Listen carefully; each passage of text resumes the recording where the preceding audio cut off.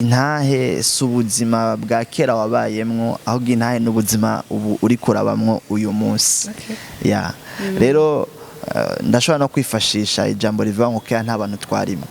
Bisigura ngo kera haradufasha gushinga intahe y'uyu munsi. Nabonye mu wa gatatu ndubuye primaire nshashira mu mutwe yuko no mu wa gatanu no mu w'indwi no mu w'icenda nzodubura. Dutanguye kunywa urumogi, dutanguye kunywa inzoga, dutanguye kunywa ibinini, dutanguye amapiknike, dutanguye nyene bwa buzima nyene bw'abana abantu bose bw'abana bo mu gisagara nyene. Umva deja naramaze gucika umunwa rumogi, itabi, inzoga, namaze kononekara, namaze gutoboza amatwi, namaze gushirako amatatuwaje ku mubiri.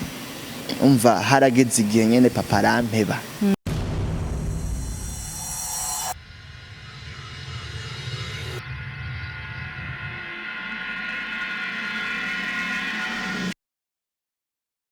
Hello bakunzi bacu ba Impower TV, nonge kubaramutse ndabipfuriza amahoro mu vyanyu no mu banyu. Nizera yuko muguwe neza nkuko namanda bibipfuriza igihe cose, baba badukurikirana bari ngahi iwacu mu gihugu cacu c'u Burundi canke bari mu bindi bihugu bitandukanye. Ndavuze mwese ngo Imana ibandanye kubahezagira, kandi vy'ukuri turanezerwa nuko mugenda mutwereka ko muri kumwe na twebwe. Abari mu bibazo bitandukanye nabo ndababwira ngo nta joro ridaca, mushishikare kwihangana, na cane mwizera Imana kuko nta kiyinanira murabizi.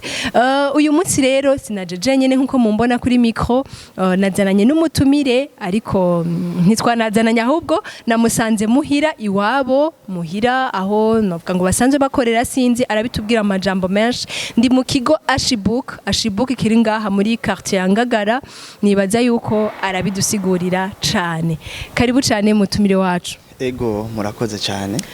Murashaka kuramutsa abakunzi bacu ba Impower TV, mukanababwira akazina, mugaca munagira kumutubwira mbega AUDRY ni giki, AUDRY ifashiki ku bantu bari ngahi wacu. Turabaramukije amahoro mwami wacu Yesu Kristo. Amazina yanje nitwa Ruremesha Ngabo Alain Audrey. Hama nkuko mubivuze mwansanze muhira. Si muhira aho mba mugabo, ni muhira aho dukorera imirimo y'Imana. Rero hano ni muri AUDRY Center. AUDRY bisobanurwa Arise and Shine, iyo se ni center. Hanyuma ikivugo cyacu ni ukuri, umuco, iterambere. Rero kino kigo dufise muhango wo kwigisha abantu dufatiye ku kuri kw'ijambo ry'Imana.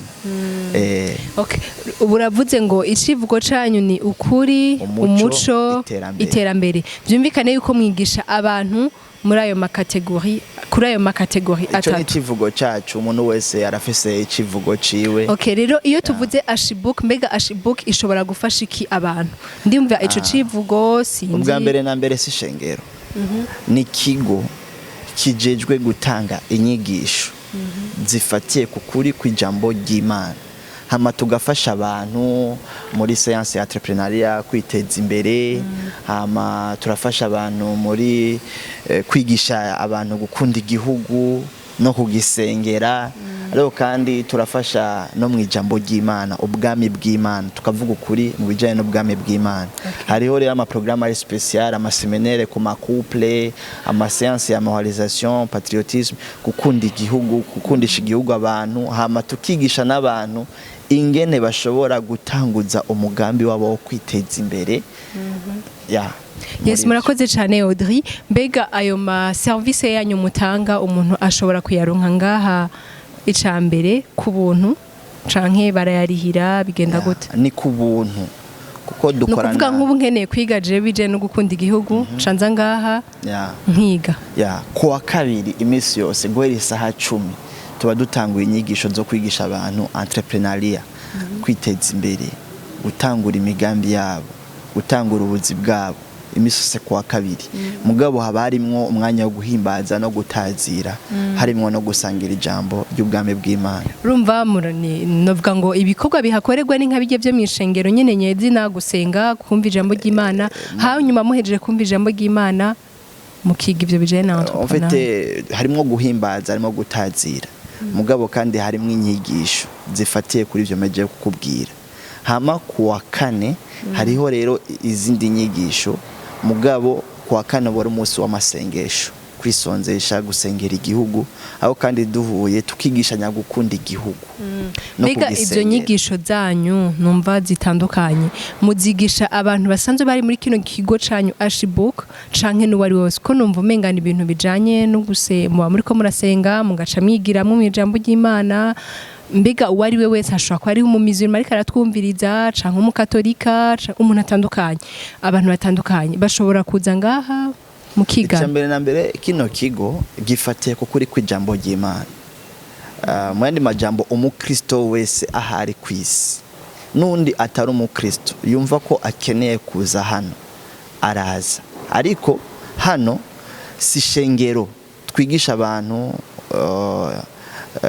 ijambo ry'Imana gusa ariko tubigisha no kwiteza imbere bisigura ngo nimba uri umuyisilamu nimba uri umuki uza hano uraza mugabo ijambo ry'Imana ryarindi Bibiliya ugendo ryumvise niho mubafatira turazi yuko abantu babakizwe nyene mutegura utuntu dutandukanye kugira ngo mufate benshi bashoboka kandi by'ukuri iyo ni ico ni ikintu ciza na cyane cyane yuko nk'ivyo by'inyigisho zitandukanye n'ibiki abantu bose baba bazishaka rero urumva baje bakabifatirwamwe n'isawa mbega ngaho nyene nashaka kukubaza ikibazo hoba hariho abantu bamaze gufashwa n'inyigisho ziwanyu mubona nk'ibyo bya entrepreneuria bakavuga ngo barakoze iki bakagira ahantu runaka bashitse ushobora rero ntagiye kure kino kigo naho tukigitangura nta kwezi kiranamara niho tugitangura gushira ibikorwa ku mugaragaro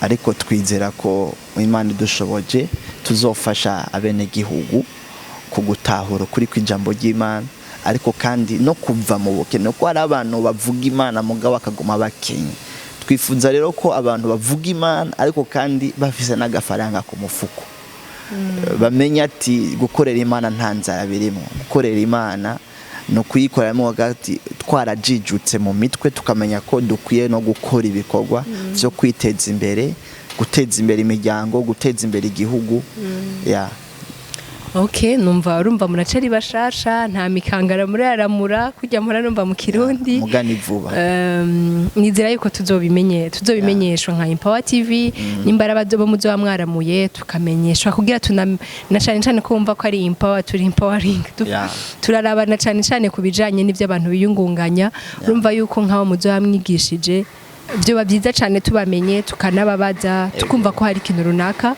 byabafashije novuga ngo iki cari gice ca mbere c'ikiganiro cacu ngira dushobora kwinjira mu kiganiro nyezina rero aho nari nagutumiye kubwo ndakuzi kuri umuntu ngukunda gushinga intahe kunda gushinga intahe ubuzima bwawe kubera uzi yuko hari abantu benshi igirira akamaro ikagira aho ibakuye naho ibashikanye rero niyo mpamvu natwe nka Empower TV twari twiyumvire kugutumira kugira ngo usangize intahe yawe abakunzi bacu igire ici bafashije igire ikintu runaka ibigishije rero nashaka tutarandiriye winjire ku ntahe yiwawe utubwire mbega intahe yiwawe urufatiro rwayo nurwahe itangurira hehe ngira turaza turagenda ndakubaza gato ariko turiko turabandana murakoze cyane igice ca mbere navugane kwari kwidondorana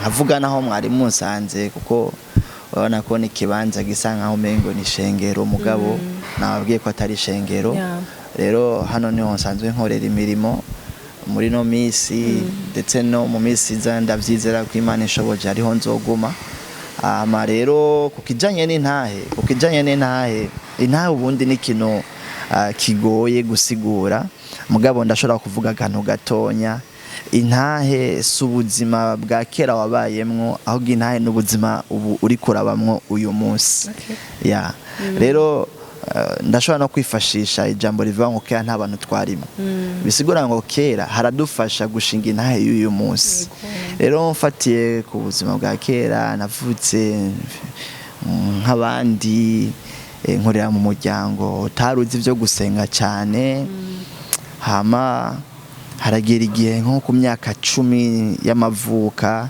mama aramenya Imana aramenya gusenga muri make arakizwa rero ico gihe natanguye kubona ubuzima buhinduka muhira kuko ubwo twari tubayemwo kera wabona ko ari ubuzima busanzwe nyene bwa rupiga mugabo Imana ndabona igendera duhindurira amateka. Ega aho nyene uvuze ngo wabonye mama akizwa, papa wewe byari bimeze gute?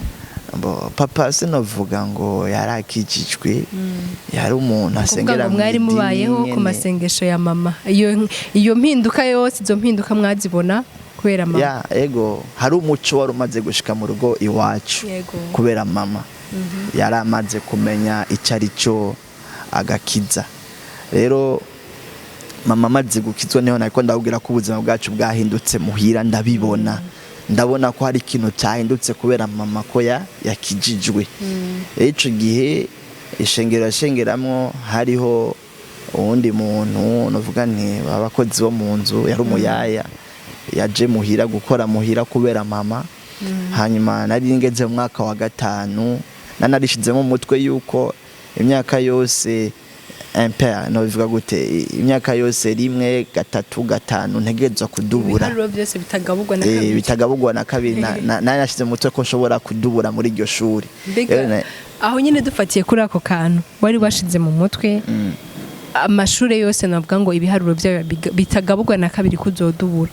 Ibyo byakuje mu gute? Byapfuye kuza uko nyene canke urafite ikintu runaka cabaye warananiwe nko mu nka 2 canke 3 mu nyuma uravuga ngo je rero finalement amashure y'ibi biharuro bimeze uko sayi wanje? Wanashaka byari ibintu twumva kuri bakuru bacu bakavuga ngo iki ibintu vy'imiziro. Avuga ati nimba iki chance umenye ko ubuzima bwawe bwose kizokwa amacana. Rero nabonye mu wa 3 ndubuye primaire cashira mu mutwe yuko no mu wa 5 no mu w'indwi no mu w'icenda nzodubura. Ico gihe nangeze mu wa 5 niho naringeze mu wa 5 twari dufise umuyaya muhira nawe yarakijijwe kandi bafashanya na mama gusenga. Mu muyaya narumva ko avyuka mwijoro gusenga. Umunsi umwe avyutse mwijoro gusenga, nari mfise examen ku ishuri kandi nari maze igihe mbona ko amanota atari menshi atari meza. Hanyuma ndamubwira nti ndagusabye unsengere ndafise examen ku ishuri. Arahasengera ariko ararira cyane. Hanyuma ngiye gukora examen mbona ndabitoye. Hanyuma bukeye kandi ndasubira na FC indi examen ndamugana isubira unsengere, aransengera. Hanyuma mbona ndamenye ngiye mu wa 6. Ico gihe nico gihe cyambere namenye ko Imana ibaho yumva amasengesho. Nubwo ntari nzi gusenga, nubwo byagakiza atanivyo nari nzi, mugabo naramenye ko Imana ibaho kandi yumva amasengesho. Hama ico gihe rero ndaja mu wa 6 ndamenya, ndaja mu w'indwi. Mu w'indwi rero ndahahurira n'abana bavuye mu mihingo itandukanye, harimo ingeso zitandukanye cyane adolescence biri kwiraza, nangwe nyene gushuha. Hanyuma ndaja wanashaka mu w'indwi narayobewe. Hanyuma ndaja mu 8 kuri iryo shure nyene. Ngeze mu 8 rero kubera ko warayobewe mu w'indwi urasubira dubura.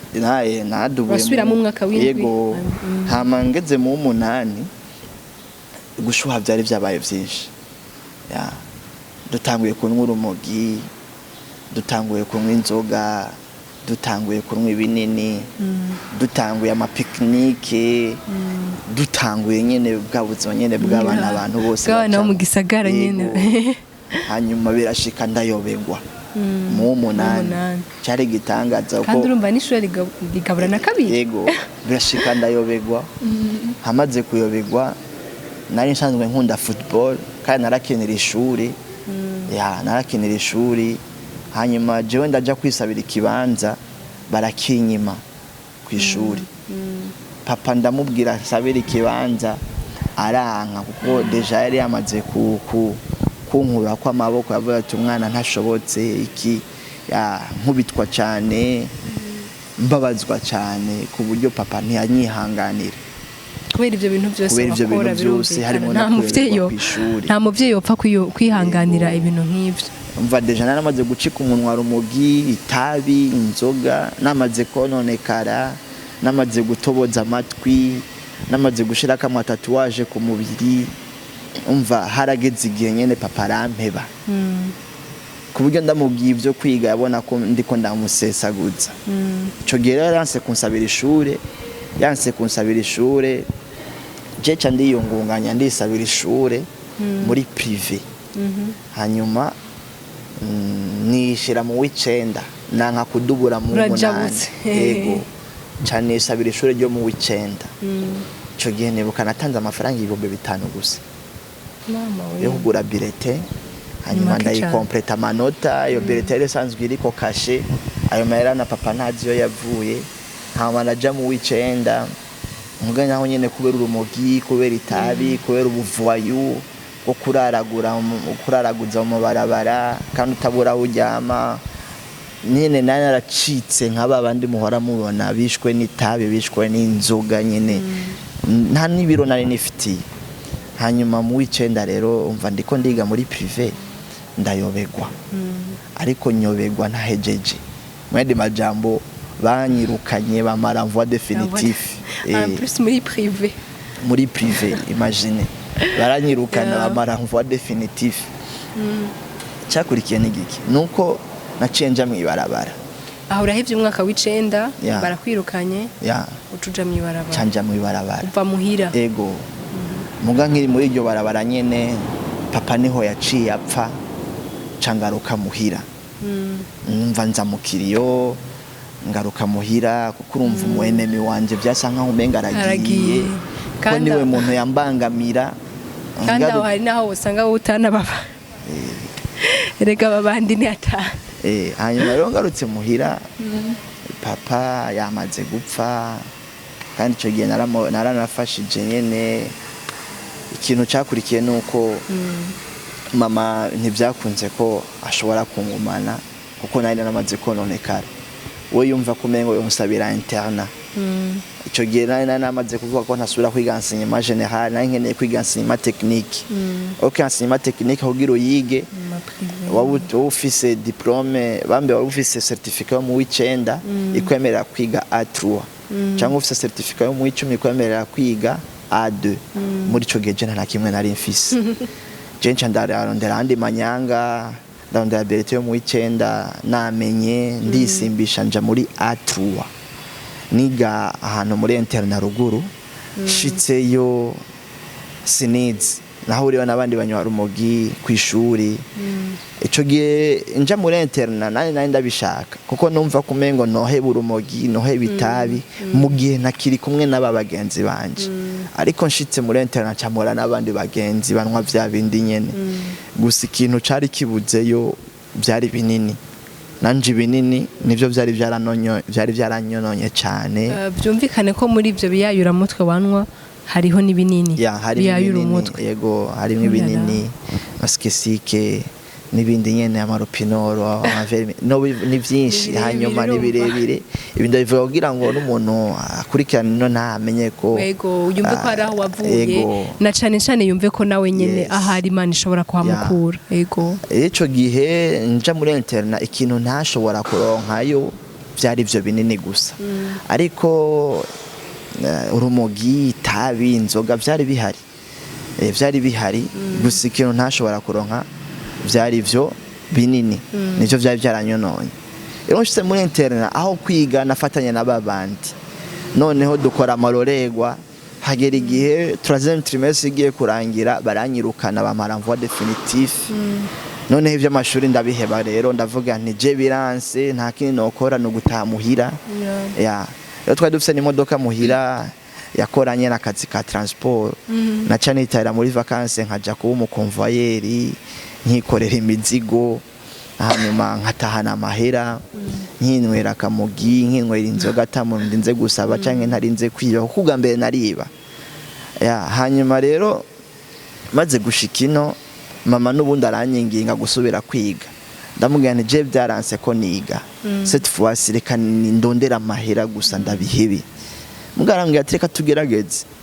Ndamubwira nti je nubwo tugerageza bari baguhaye indi hanva muri rya shure wajamwe muri A3. Ndamubwira nti nubwo tugerageza je sinsubira muri A3 kandi sinsubira no muri enseignement général. Je nguma muri enseignement technique.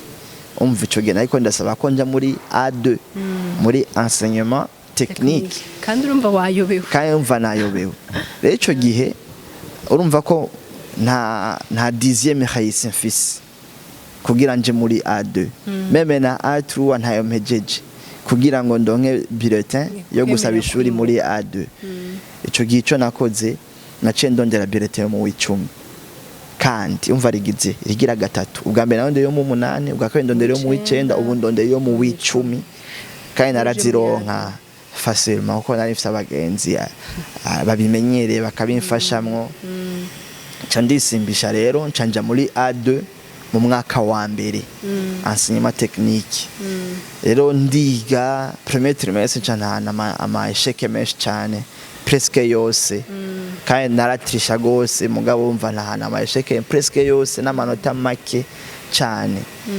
cyakurikiye nuko narababaye ndiyumvira igituma atakiuna kimwe canje c'ishure gipasi muri 8e vyaranse muri 9e biranse muri A3 biranse nje muri A2 biranse kandi aho hose ni muri privé ya nizere ko aho wari wize A3 urumva ko wari wayinaniwe ucuhiga indi bulletin uja muri A2 ntivyari zegeranye kamere ntibaba bakutse ntibaba banzi nk'ico genza muri A2 hari ni Bujumbura A3 naho hari ruguru rero ini Bujumbura ndumva ndayobewe igice ca mbere niho nababaye ko ndavugana n'ibi bintu ko vyansi je nzohereza hanyuma rero nsanga mama ntaca atakoze nk'umupfakazi ngo ndihira ishure narambara neza narajya neza ndiyumvira ikintu nokorera mama kugira ngo aryoherwe ndamushimisha nsanga ico nokora gusa no kwiga mugana nje kwiga vyaransi ico nakoze nararize kubera ko naniwe hama haziramwo n'ubwoba none ko vyanse ko niga jejo nzoba ndi nzobiki kubera itabi ryinshi kubera urumogi rwinshi ntangura kumva umenga amapromo aranja hazamwo ubwoba ko noba naragwaye cancer noneho ntangura kwiyumvira ko ngiye gupfa ataco maze ataco mari y'umuryango kandi ndimfura ndimfura mu muryango ndi umwana mukuru ico gihe ubwoba bw'urupfu buraza ubwoba bw'ico nzobejo buraza noneho umunsi umwe ndiko ndagenda kunwa urumogi mu nahangwa ncanca hafi y'urusengero nsanga bariko baratamba nsanga bararyohewe hanyuma ndiyumvira n'abantu banyoye urumogi banyoye itabi ariko mu mutima wanje numva ko vy'ukuri nta rumogi banyoye nta n'itabi banyoye ahubwo bafise ikintu gitumye banezerwa n'Imana hanyuma ndiyumvira kwinjirayo mugabo nsanga namaze kunwa urumogi nsanga nsa nabi bambonye baza kwibaza ko nje ko biba ndi umusuma ndavuga nti nzohaca uwundi musi nsa neza mugabo imisi yose nahaciye nasanga ntameze neza urumva niyo nzira yawe wacamubwiye aho hantu aho wanywera ibyo byose nahaciye nasanga ntameze neza nasanga ntasa neza ku buryo bitampermeta ko ninjira mugo umunsi umwe ndavuga nti no mafu ndinjira ndinjira nicara inyuma mfise umutwaro wo kumenya mu ishuri kugira ngo nanje nzo umuntu akomeye hanyuma kandi mfise n'ubwoba bw'urupfu ndiko ndasenga umutwaro wari muri A2 niko bavyita nari muri A2 rero ndiko ndasenga mfukamye hanyuma numva umupastor yararongoye ico gikorana aravuze ati hari umuntu ariko arasenga mugabo amasengesho yo ntarenga ngaha ndavuga nti umuntu ni jewe aravuga ati va muri ico kibanza urimo uje mu kindi kibanza ariko muri uwo mwanya ndumva ko siki kibanza nicayemwo mvamwo ahubwo nico ndimwo ubuzima ndimwo ndavuga nti Imana yambonye ndarira nitayeho abantu bambona nitayeho abantu bankikuje nitayeho ico bariko baranyiyumvira ko je ndarira ndabwira Imana mbabarira tumunywa rumogi ndiki ndatura je nyene aho nyene mfukamye hanyuma numva amahoro numva nguwe neza cyakurikiye nuko naratashe muhira hanyuma ntangura gusoma Bibiliya Petit frère arambwira ati none kusoma Bibiliya gutyo urakeneye n'ukuntu ndakuzi urumva yumva ari igitangaza mugaca ambwira ati hera ku rupapuro rwa mbere uzoyisome yose niho uzotahura naje amapuro zari nyinshi mpera ku rupapuro rwa mbere ndasoma nari mfise umwete wo kumenya ijambo ry'Imana kuko jewe nanaragerageje amashengero atandukanye nari narabatijwe mu mazi makenya muri katolika hanyuma nari narabatijwe mu mazi menshi mu baporo mu baprotestant kugira ndabe ko nohinduka biranka nari naragiye mu idini rya Islamu biranka ico gihe umva nta kindi kintu nari nsigaje kumenya iske nje ndakeneye kumenya Imana y'ukuri rero ncasoma Bibiliya ntangora kubona amakuru y'Aburahamu Imana ibabwira ati va mu gihugu canyu muje mu gihugu nzobereka noneho nkumva umengo ni Imana iriko irabarira noneho mfata rero mwanzuro wo gukizwa ukwihana kuva mu rumogi kuva mu itabi kuva mu nzoga kuva mu byo narimwo noneho nkizwe rero mbe umukristo mugabo vyari bigoye kuko urumogi gwari gwaramboshe tumeze nk'abashaka kunyarutsa gatoyi canke kuvyegeranya ndabona uyu munsi ntukiri umuvayu ntukiri uwo muntu wo mwibarabara deja urashaka no kwereka kuri kamera babibone murabona yuko Imana yakoze igitangaza ntukiri wa wundi wa kera mbega ivyo bintu waje kubivamwo ryari uza gufata inzira y'ukuri yagakiza neza ryari ntamuhindurirwa n'amateka ego inzira y'ubuvayo novuga ko nayitanguye muri 2005 hanyuma nza kuyivamwo muri 2009 ego nyuma y'imyaka iyo 2009 amashure mbega wari wahavuye abandanye cyangwa warahagarika 2009 nyene niho nari mejeje kuyobegwa igice ca mbere muri ya A2 ari naho nagize ishaka ryo gusenga mu nyuma ndafata umwanzuro wo gukizwa ndondera umukozi w'Imana mwaturira ivyaha vyanje muri rya petite vacances hanyuma maze kwatura ivyaha vyanje nsubira ku ishure noneho ndamenya igice cya kabiri n'igice cya gatatu ndamenya umva nja mu wa kabiri cyari gitangaza mu wa kabiri umva muri technique école technique bahera mu wa mbere mu wa kabiri hama mu wa gatatu mugabo muri enseignement général bahera mu wa gatatu mu wa kabiri mu wa mbere ariko tusubiye inyuma gato umenga A3 yari yakunaniye yego umva A2 naho nyine muca muhera mu wa mbere yego A3 uhera mu wa mbere A2 uhera mu wa mbere rero muri A2 novuga nti uwo mwaka wa mbere niwo mwaka namenyeyemwo Imana biturutse ko gice ca mbere naye nayobewe hanyuma mfata umwanzuro wo kwihana noneho Imana icishitsa isezerano ryayo yari yambwiye ati banza umenye jewe Imana avaye kumenya mu ishuri rero maze kumenya Imana yaciye impano kumenya mu ishuri canja mu wa kabiri yego umva 2009 rero niho nakijijwe hari le 23 décembre 2009 niho nakijijwe kuva ico gihe ubuzima bwanje bwarahindutse natanguye guhindura abagenzi hanyuma nimenyereza gusoma ijambo ry'Imana nimenyereza gusenga buhoro nsanga nakomeye ico gihe nkizwa barambwira ati nubundi wahora ukizwa hanyuma ukabivamwo ati n'ubuzobivamwo ko bancinege ati tuguhaye 2 semaines tuguhaye amezi 2 muganda shima Imana no munsi mfise imyaka 10 mu gakiza ya si kubw'inkomezi zanje ni kubw'ubuntu bw'Imana hanyuma bega aho nyene ico gihe ca uja mu wa kabiri amashuri wahavuye yamaririza urumva bo sinayahejeje kuko ngeze mu wa kabiri mwe mu yarangende yarambwira ati nubundi naho uri kuriga uri umusuma warivye ya ego naye narihanye mugabo hari ikindi cyaha kindaririye icyaha cyo gusubira kandi kurondera amabirete y'amanyanga canke dossier z'amanyanga kugira ngo mbashe kuronka diplome mva mu cyo gihe nta dossier nimwe nari mfise nari mfise 7e gusa iri haisi 8e ntiyari haisi 9e yo ntiyigeze ihaba 10e ntiyigeze ihaba umva nta kintu na kimwe nari mfise kinyemerera kuronka diplome rero mu wa kabiri nk'emwe yarangiye ndarambwiye ati ego arihanye mugabo hariho icaha kikurariri kandi ukomeje uzogikora. Ico gihe rero narumva ko ntokora icaha cyo kugura dossier, kugura diplome, narumva ko atavyo nokora. Cafata ingingo rero kubihagarika.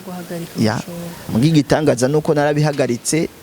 Hanyuma par après haheze umwaka numva ijwi rya mwemu yarakandi rinsaba gusubira mu 8. Gusubira mu 8. Mu 8 nanavuyeyo muri 2006. Ariko iryo jwi kandi rinsubira mu 8 rigaruka muri 2013. Deja wari umaze kuba umugabo, wari umaze kuba umuntu akuze. Icyo gihe imyaka 23 hafi 24. Kandi narabikoze. Warasubiye mu 8. Yego. Nasubiye mu 8. Muri rya shure naduburamwo cagi. Rimwe rya mbere. Niho nasubiye gusaba ikibanza. Mugabo wansavye ibintu byinshi muri ministere, ndakora ama réintégration. Barambaza igituma après imyaka ishika kuri 6 hafi ndwi ndababwira ibintu kungene vyagiye vyipasa. Ndibuka nk'intahe muri make barambwira ngo baramfunga ngo ninkomeza kuvuga ivyo bintu. Ndagira nti je bamfunze ndiko ndavuga ukuri nta kibazo.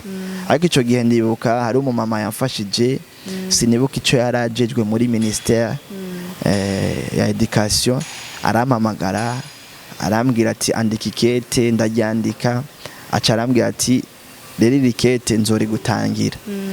Par après rero amashuri yaranatanguye, ntaramenya nuko nzokwiga nsubire mu 8. Nagiye numva bantelefona banyemerera ko subira kwiga. So wavuye wiga mu 8 waburaheza byagenda. Navuye nsubira mu 8 ndiga nigana n'abana b'imyaka 10, 12, 13. Nije nari umugabo muri iryo shuri. Byari ibintu bitwengeje cyane. Byari ibintu bitwengeje hanyuma kuko kwibona imyaka 20 kuko nkaje ndiyibuka mu 8 nari umwana cyane mfite imyaka 12. Ibaye myinshi 13. Nibaze ko nahimse nka 12. Cha wibaza rero umuntu w'umugabo nka wewe n'igihagarara afite, nibaza ko nico gihe ni wari umuntu muto cyane ku myaka 23 kaza kwigana n'umuntu w'imyaka 13. So byari ibintu bitwengeje. Abana ba 12 ans bari bakire babana bavuga monsieur yinjiye cyangwa madame winjiye bazona bahagurutse bonjour monsieur. Nanje nategezwa guhaguruka muri bo bavuga bonjour monsieur. Jeje naratwenga meje kubikora. Ariko igitangaza no kwimana hari ikintu ari kwiranyigisha cyo guca bugufi no gushinga intahe. Kuko ico gihe narakoze cyane, mbwira abantu ubutumwa, ndabafasha mu bijanye n'amagroupe biblique. Ego narakoze cyane. Okay, tumeze nk'abanyarutsa gatoyi aho uja mu 8 nina nakikubaje bwa mbere nuko utacishuye. Wahavuye urangiza none ya mashuri? No, sinarangije. 8 naramenye nja mu 9 ndiga. Hanyuma n'amanota ntiyari mabi vraiment mu 9. Mugabo ngeze mu 9 nko muri 2e trimestre n'ubundi mwema yarambwira ati cuna nagutumye wakirangije. Cette fois rero ngwino nkorere. Byukuri iyi ntahe yawe bakunzi ba Impower TV murumva yuko byukuri no muntu ariko aratwigisha kumva umuntu w'imyaka 23 agasubira mu mwaka w'8. Sha wahabereye umugabo. Nivyari byoroshe. Wahabereye umugabo nivyari byoroshe. Novuga ngo ni shuri Imana yagucishijemwo utazopfa wibagiye mu buzima bw'iwawe. Eco gihe urumva nagiye mu 9 ndiga mu nyimanya yambwiye ati cyo nagutumye wakirangije ngwino nkorere. Camvayo rero nca mwivuga butumwa ryaramfashije ndabaho n'ukuri. Byumvikane ngo uyu munsi uri umuvuga butumwa. Yego ndavuga butumwa. Mugabo kandi no kurondera amafaranga ndayarondera. Ko yego hari igihe bikugora nyene mugabo gukorera Imana naho ufise n'agafaranga birafasha. Biragoshe cyane. Hari n'uraho haheruka kwigisha sinzi ko ari byo.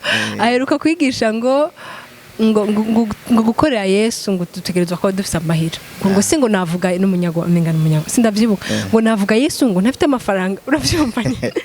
Yego. Byumvikane yuko n'abakirisu canke abantu dukijijwe turemerewe kugira amahera kuyarondera si bibi gusa inzira yaronderamwo nizo zishobora kuba mbi canke nziza rero urumva nakorera Imana ariko kandi ndonse n'akaraka nkagakora ari naco catumye no munsi nshobora kuba nubatse nukuri ndagushigikiye cyane kandi vraiment intahe yawe ni intahe yigisha Imana ibandanye no kukugeza kuri none aho nyene tubandanije ndumva ico gihe ibyo byose waciyemwo umva byagufashe umwanya kugira usubire ubundi muntu mushasha urumva ko wari warahindutse n'isura nibaza ko atari yo ufise ubu ayasuko nasa wagiye urabamusha kujye nyine bavuga ngo umuntu abamusha mbonye nyine wacubona urumogi mbonye wacubona itabi birumvikana wahavuye rero ufata umugambi kuko nibaza ko gufata umugambi wo kubaka urwawe wari umaze gushika ahandi hantu haba mu gakiza haba mu buzima bubonekanye no kuba uravuga agafaranga kuko byose bikorwa n'agafaranga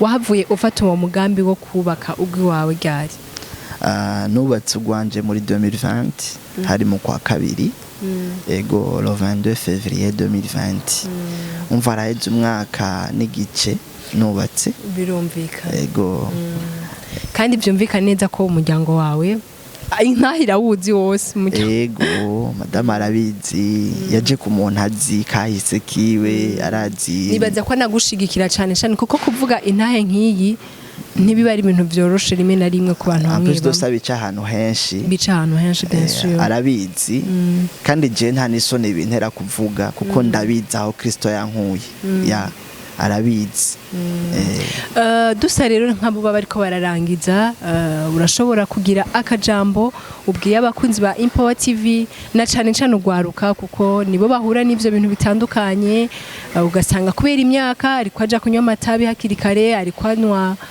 ivyo bimogi canke ivyo binini hakiri kare nk'umuntu wabiciyemwo ubizi cyane urashobora kugira akajambo ubatekereye nk'impanuro ubabwire nyene muri rusangi nk'impanuro kugira ngo ndabihebe urashobora kuraba muri micro uri kurababwira muri kamera kugira ngo ndabihebe ntabwo habaye inkomezi zanje cyangwa ubwenge bwanje canke igitsure c'abantu no ndavuga kugira ndabihebe namenye banga yuko Kristo ari umwami yuko Kristo ari umukiza igihe natura narasubiye kunywa urumogi narasubiye kunywa itabi ariko ngeze mu cyumba muhiri wanje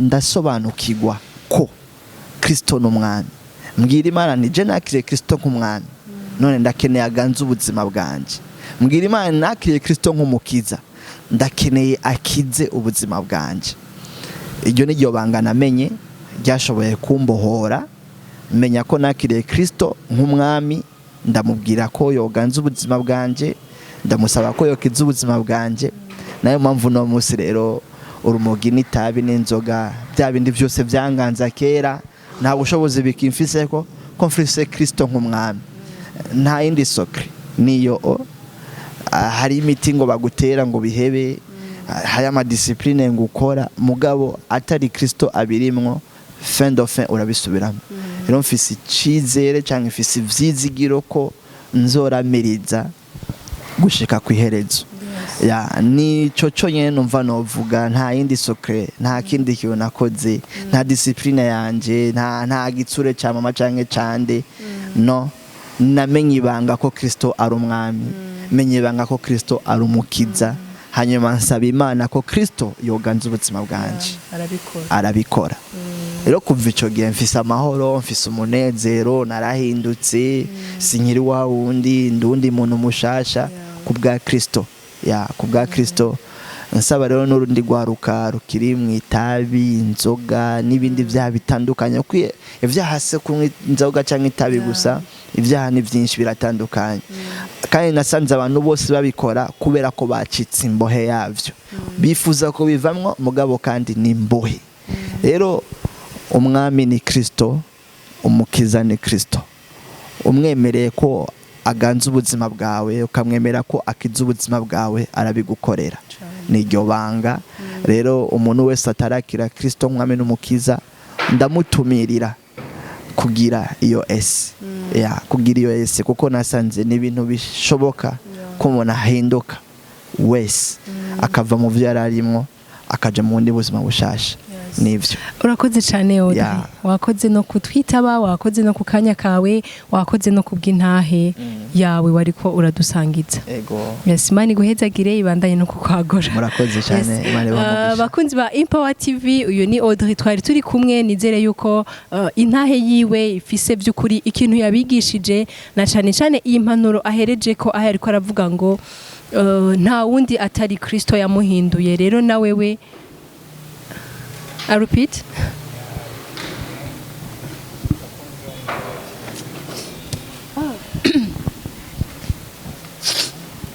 Yes, bakunzi ba Inpower TV muravyumvise, ni Audrey twari turi kumwe ngaha anye kuri novuga ngo kamera canke twariko turakorana ikiganiro kuri televiziyo yacu ya Inpower TV. Muravyumvise by'ukuri intahe yiwe ni ntahe ifasha, ni ntahe arafise aho Kristo yamukuye naho amushikanye.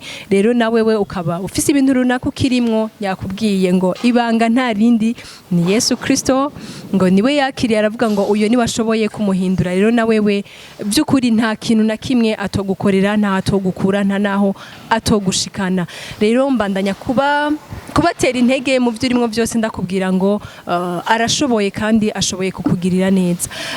Ndanababwira ngo mubandanye kudukurikirana, mukurikirana intahe zacu, mukurikirana n'ibiganiro dukora, munakora na commentaire rimwe na rimwe, arico mushaka kutwunganira, arico mushaka kubaza, tuba duhari tugashobora kubishura. Canke ushobora kugira ikintu ushaka kubaza uyu mutumire wacu, uratwandikira muri commentaire, tuzoguhuza nawe atakibazo na kimwe kihabaye. Rero ndavuze ngo Imana ibandanye kubagirira neza, mubandanye kudukurikirana, mukora subscribe na like nkuko musanzwe mubikora. Turacari muri rwa rukundo nyene. Tutibagira yuko abafise amamanza atandukanye, ishobora kuba ari anniversaire, ishobora kuba ari mariage, ishobora kuba ari urubanza urwo ariko rwose, ukenera abafotographe, ukenera abagufasha, turahari kubw'iwawe. Ntiwitinye, akanyuma hora gasanga ko hajya munsi, ushaka kutwandikira tukakumenyesha canke tukakubwira aho ushobora kudutorera. Ciao ciao.